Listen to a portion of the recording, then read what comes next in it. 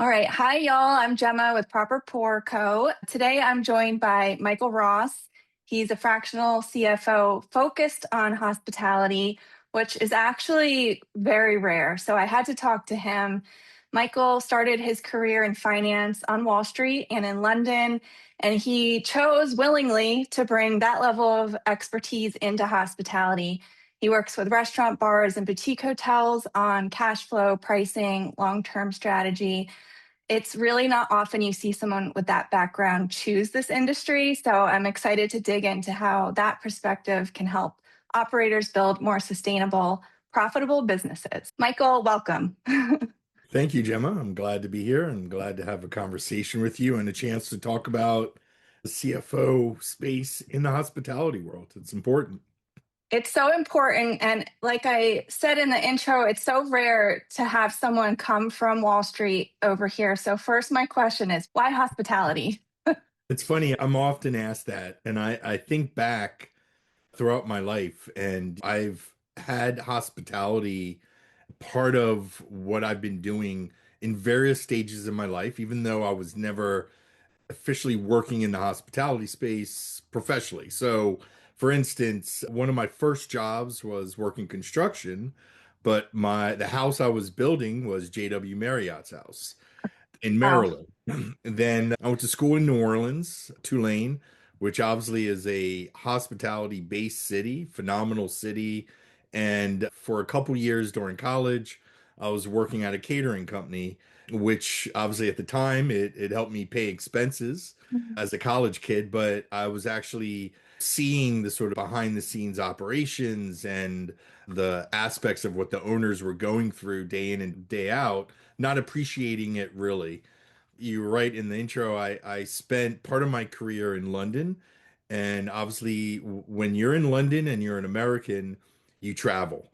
And I spent a lot of time traveling to different countries, going to restaurants, hotels, bars, and so forth. And I got to see firsthand different aspects of hospitality. So I think I've always kind of had a piece of everything I was interested in involved in hospitality. It just took me, 25 plus years working in the financial services industry to pivot to the hospitality space. And really, what I saw coming out of COVID is what really triggered me to see so many restaurants, so many hotels, so many bars, and other providers in the hospitality space didn't make it out of COVID. Yeah. And there was a lot of factors, obviously, but sometimes it was due to financial management of their business.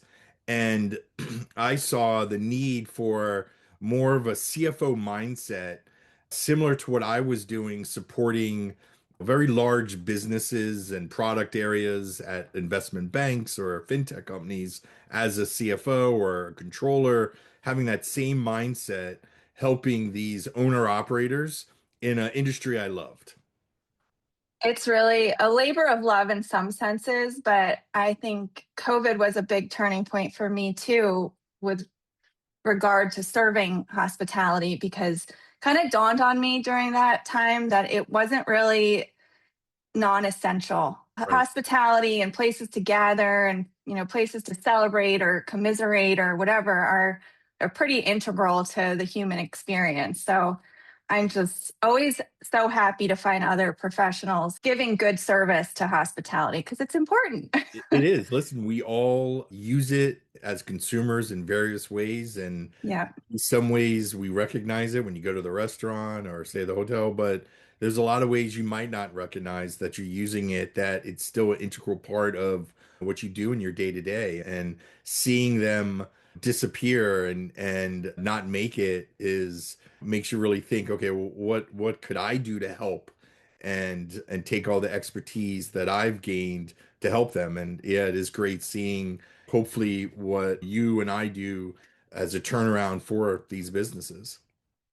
It's great to see. So tell us a little bit when you started, as you've developed your practice with hospitality, what are some things you notice that maybe they don't consider that a fractional CFO can really help shift Sure. for their businesses? As a fractional CFO, the most important thing is for them to understand what is a fractional CFO. Yeah. Often they will have a bookkeeper, and a bookkeeper is vital to their business, but a bookkeeper is recording all their transactions and recording it in their financial statements. So they have a profit and loss and a balance sheet. And often that's looking backwards, right? So maybe it's a couple Mm, weeks later after the month's over, they'll go back and say, here's how you performed last month. Here's what happened. They also will have a CPA, and the CPA is an accountant as well, but they're doing the taxes primarily, right? They're focused on the business's tax returns, which is after the financials are completed, that they'll then tell them, okay, you made or lost money. Here's the impact to your taxes. Neither of those groups really focus on the strategic side of their financials, which is how are they managing their business with all the financial data that's available, both looking at it now, but looking at it in the future as well. So looking at things such as forecasts of their business, like going forward two mm, months, a year, 2 years, looking at cash flow management. So how to look at their cash flow strategically so they know, you know what, in 6 weeks, they're going to run out of cash. So that gives them time to say, what can they do now to maybe change that? So it's not looking back, it's not looking even now saying, oh, by the way, you have no more money in your bank account. It's saying, in 6 weeks, so let's work together to figure out what can be done. Can you change your menu? Can you lower some of the purchases you're making? Can you extend? Do we have to try and get financing? All that takes time and mhm, planning. So there's a lot of different ways I work with the owner and operators. And another big value that a CFO provides is looking at their information in a way that tells the story, right? So mhm. often you see owner operators looking at their data out of their POS. They'll look at the sales and they'll ask themselves, well, I saw I had a great month, but my bank account's still low. I don't understand why. So I try and make sure they understand the connectivity between the sales that they're making and the cash they're actually receiving. And there is a lot of ins and outs that happen from when you make a sale to a customer to what ends up in your bank account.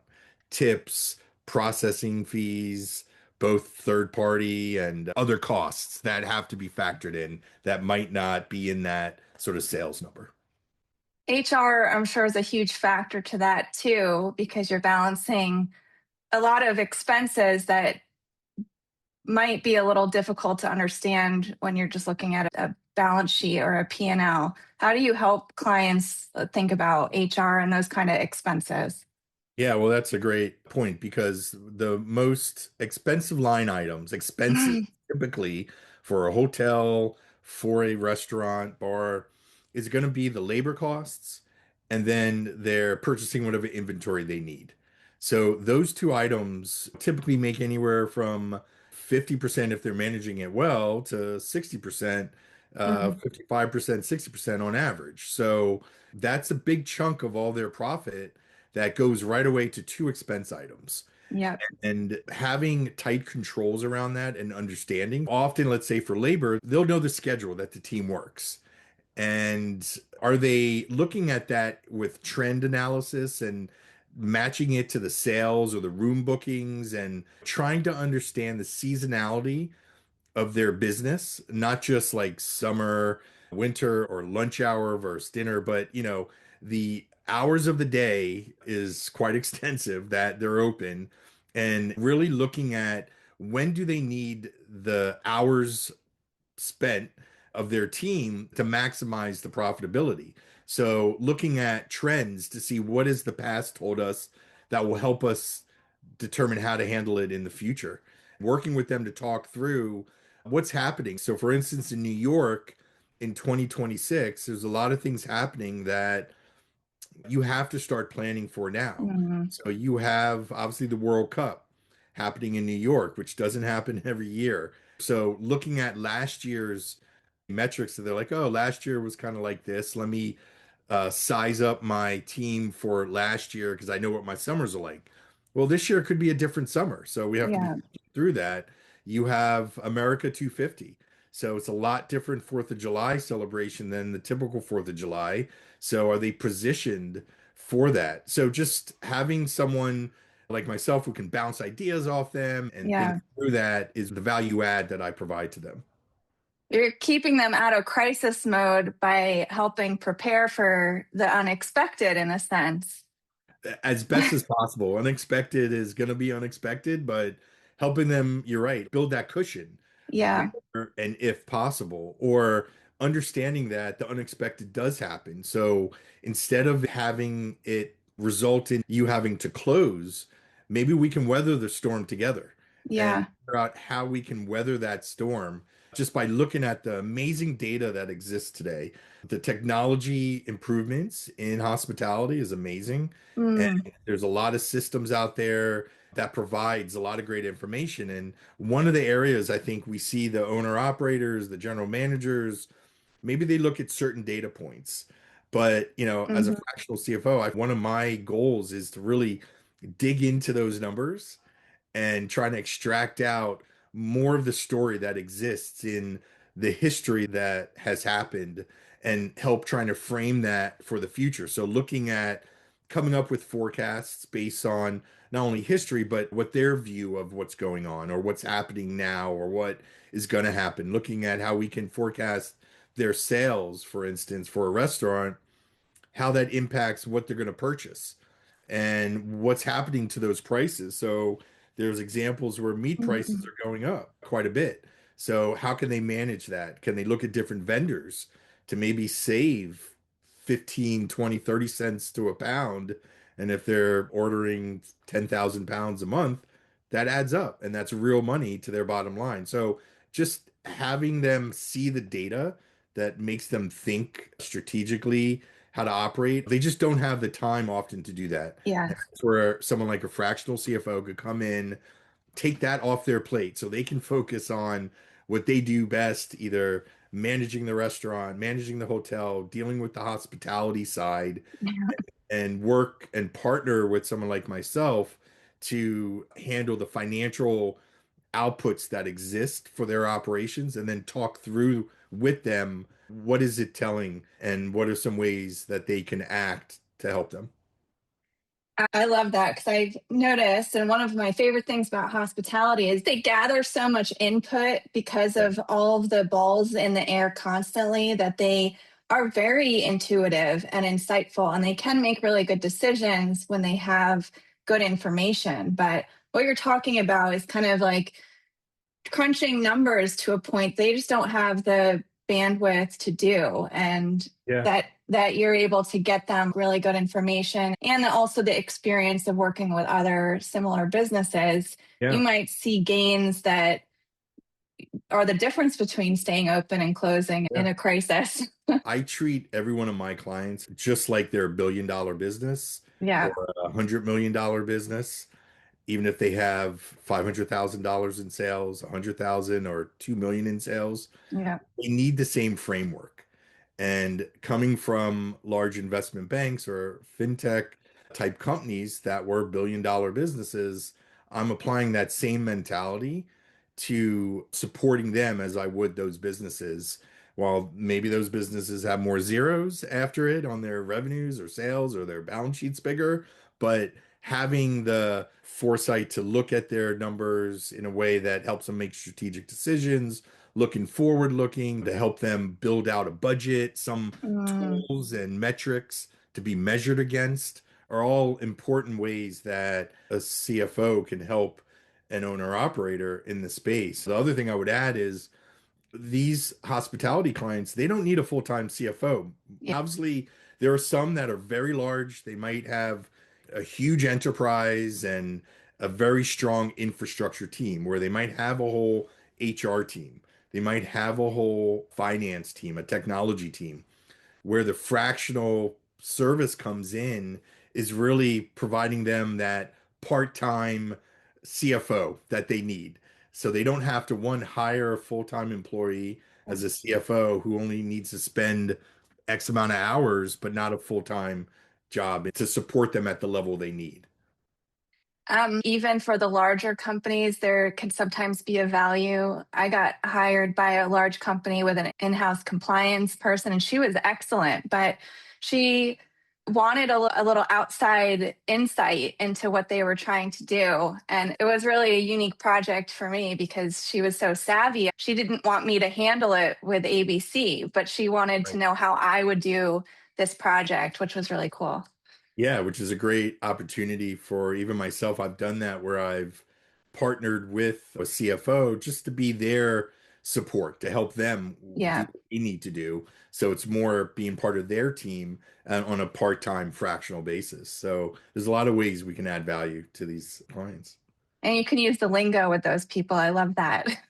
They know what Yes. you're talking about. What does it look like working with you? How do you get involved and what are the touch points with clients?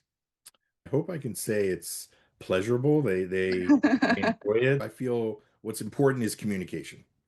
There's a lot of ways to communicate.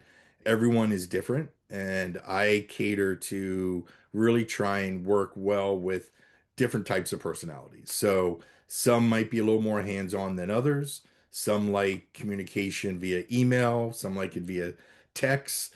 Yeah, But I either know that. way, I try and make sure I'm communicating regularly and I'm there to help them answer questions and give them the information on a regular cadence. So I do feel that it's important to have regular meetings.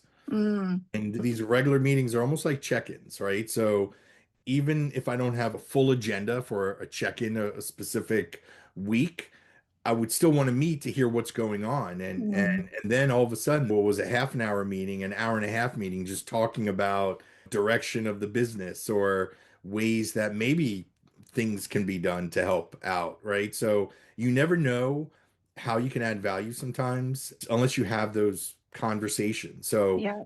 communication is important. And I think it's around understanding what every client's needs are. So Mm, for me, while I fall into the hospitality bucket, what I have found really quickly is that every client has a different need and wants to see things maybe slightly different or their issues are slightly different. So I have to be flexible to position whatever story I'm telling, whatever data I'm trying to present in a way that they'll understand it, that makes sense to them. And that occurs through conversation, through building a relationship. And what they get with me is a strategic partner.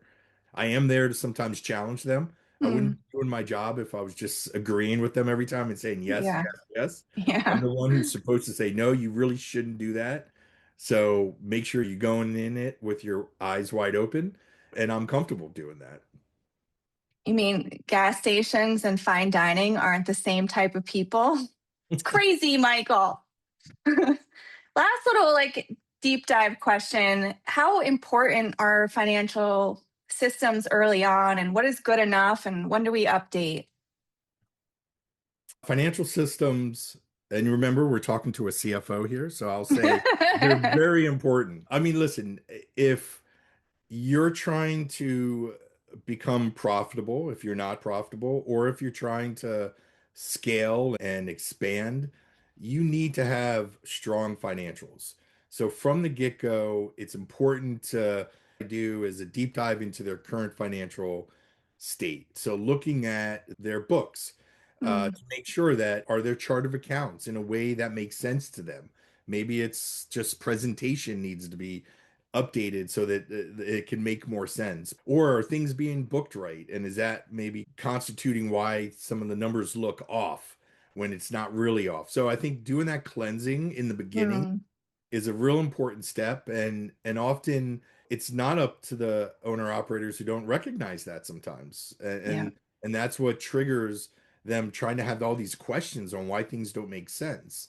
And so coming in working closely with bookkeepers, working with their management team to understand how the flow of their business is and how that all flows into the financials is, I'd say, very critical because it's like garbage in, garbage out. Yeah. If they're not getting the data in the right way, how can you use it to help you? So, a perfect example is we talked about labor earlier. One of the things I really push for is making sure that if their team is set up a certain way, like where they have a back of a house team or front of the house team and maybe more of the management salaried employees, is their payroll structure set up that way so that when they're seeing their costs, they should be appreciating the difference between their back of a house team, their front of the house team, and then you can start building metrics around that because they Mm, all have different parts in the cycle that you could start measuring how efficient are each of these groups.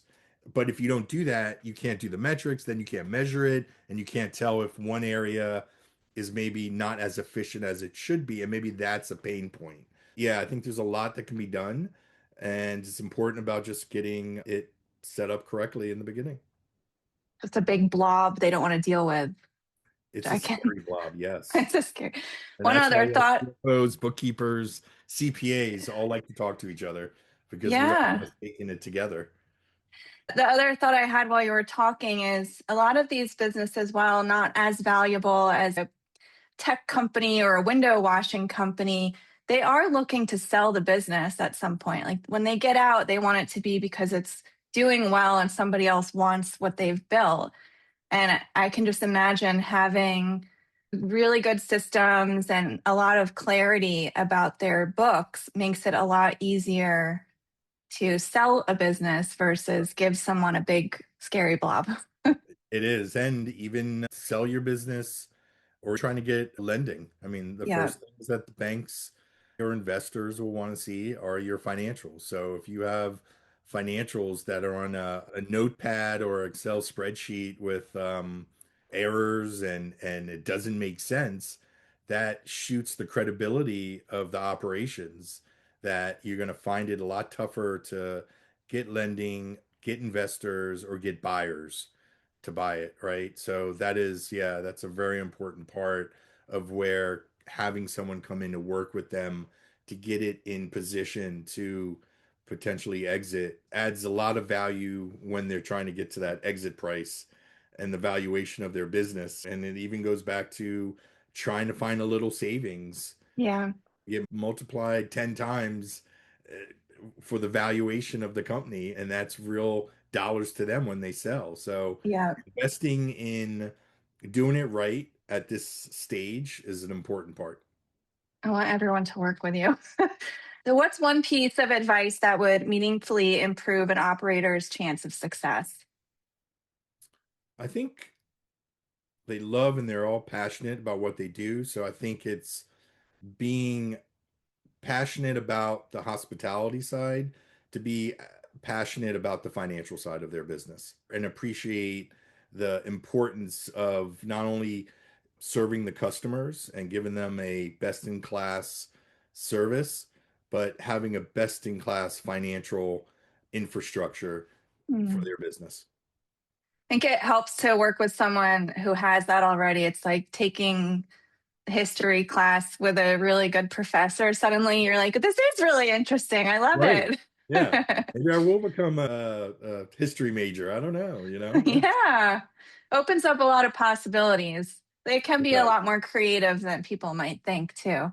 Yeah, listen, financials, it's artwork sometimes. You can get creative Yeah. in how you want to see the numbers. So, we Hell can make yeah. it look pretty, but it still has to be accurate. And there are people, Yes. but we can still add the pretty font and the good coloring and make it look Wall Street presentation ready. I love that. Okay, last question. What is your favorite hospitality business? Where do you like to spend your time? Oh, I can't give that secret away. You may piss off anyone.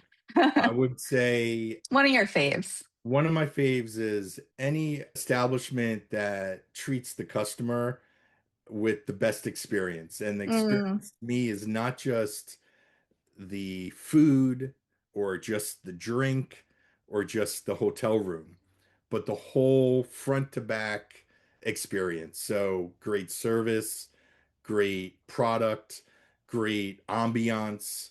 When you walk in, and you have an experience, and when you walk out, it's something that you remember and you're going to want to tell your friends, you're going to write a post about it, you're going to want to come back.